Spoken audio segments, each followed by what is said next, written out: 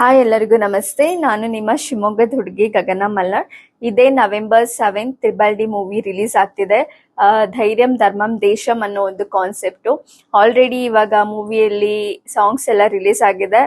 So ಎಲ್ಲರೂ ತುಂಬಾ ಚೆನ್ನಾಗಿ ರೆಸ್ಪಾನ್ಸ್ ಮಾಡ್ತಿದ್ದೀರಾ, ಸಾಂಗ್ ತುಂಬಾ ಚೆನ್ನಾಗಿ ಬಂದಿದೆ ಅಂತ.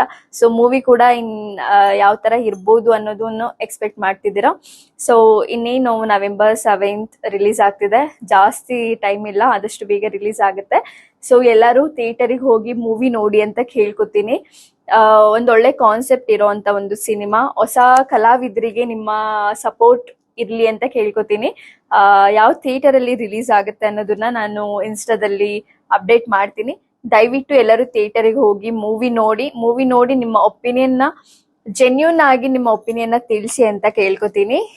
ಆದಷ್ಟು ಎಲ್ಲರೂ ಸಪೋರ್ಟ್ ಮಾಡಿ ಹೋಗಿ ಸಿನಿಮಾ ನೋಡಿ ಅಂತ ಕೇಳ್ಕೊತೀನಿ. Thank you so much.